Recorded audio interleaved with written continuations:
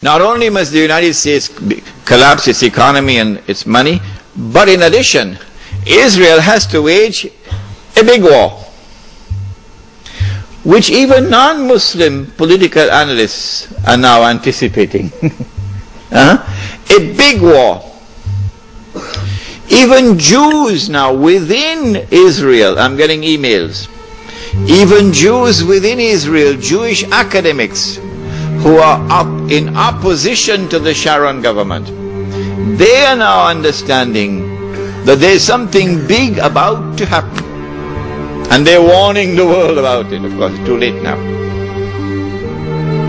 Israel has to wage this big war, which is already planned long ago. And the territory of the state of Israel will dramatically expand.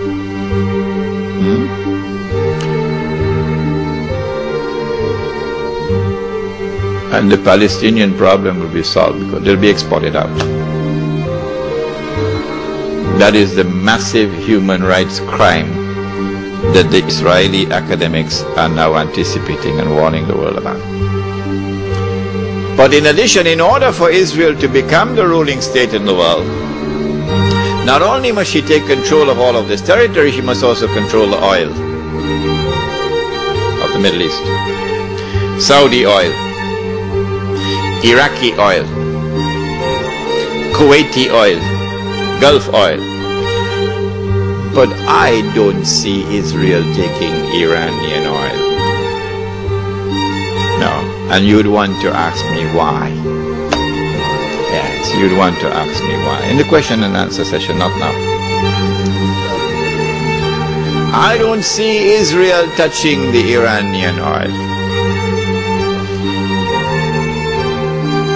Now that's going to be a very, very important event in world affairs. If Israel takes control of this oil, Israel will have her hands on the throat of the world.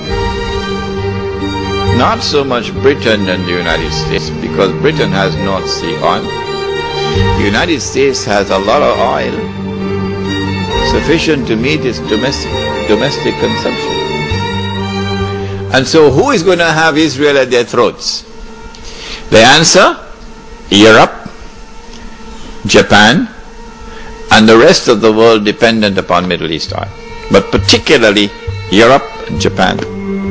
Which is why at this moment you will notice a lot of strange noises coming out of Europe in hostility to the United States. Because the Europeans are beginning to open their eyes and now beginning to slowly understand what we knew all along. Yes. This is why the German minister made the statement concerning Mr. Bush and acting in a way like Hitler acted. It's not by accident. But Israel has a PhD in deception, because it's Dajjal at the back of this, the mastermind. And Israel would not want to wage a big war and appear to the world naked, clearly as an aggressor. No, that's not deception. Israel has to wage her big war and make it appear as though she was only defending herself. The only Muslim I know of who has had the capacity to be able to penetrate the deception that has been going on all these years, the only one I know of was a man who never went to Al-Azhar University. No, he wasn't a sheikh. His name was Malcolm X. He's the only man I know of who had that eyes wish to see and clearly recognize the strategy and the deception. Read Malcolm X. How is Israel going to launch this big war and yet get away from being perceived by the whole of humanity as the aggressor, blatant aggression? You have to come with a good strategy. The strategy is this. Ariel Sharon goes into Masjid al-Aqsa with 1,000 Israeli military with him, with their shoes on, with the full knowledge that this calculated act of extreme provocation must have a response, a fiery response. And as the flames of the new intifada emerge, you must keep it burning by committing upon the Palestinian people more and more atrocities that drive them into a greater and greater rage. This is planning. This is strategy. This is not happening by accident.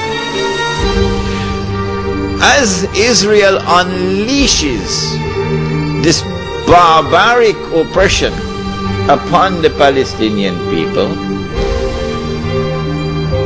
you must have a television station which you plant amongst them, which will cover this, that your Egyptian television would not cover, and your Jordanian government would not allow on Jordanian television. So you create something called Al Jazeera. And the Arab masses believe Al Jazeera is their station.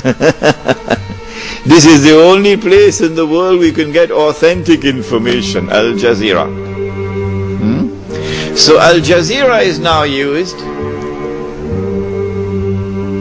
to portray all the atrocities.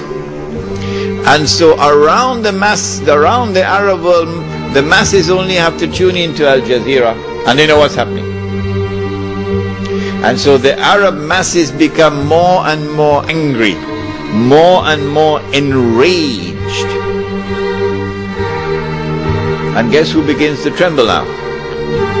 The governments which are pro-American. The governments which have entered into peace treaties with Israel. These are the ones who are now trembling because their people are becoming more and more enraged. So Mubarak in Egypt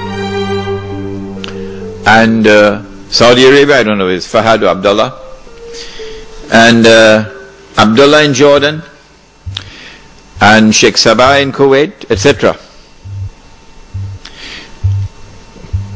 Israel has to judge the temperature on the ground in the Arab world.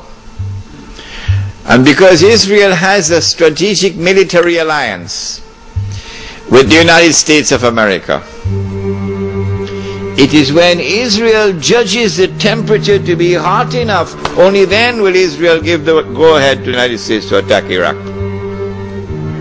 Only then. And you have to inform the whole world in advance that you're going to attack Iraq. So the masses must be expecting it. Why? So that when the United States attacks Iraq, you would have the kind of spontaneous outputs and their struggle against the oppression of the Shah, that there were also others at work to help them without their even knowing it. So they have finessed this methodology of how to bring the masses out onto the streets. And this is what is about to occur. As the masses go out onto the streets, the ones who are going to be targeted are the pro-American regimes in the Arab world. The objective? To get one or more of these regimes to fall through massive demonstrations, anti-American, anti-Israeli demonstrations. Which one is likely to fall first? Let me stop.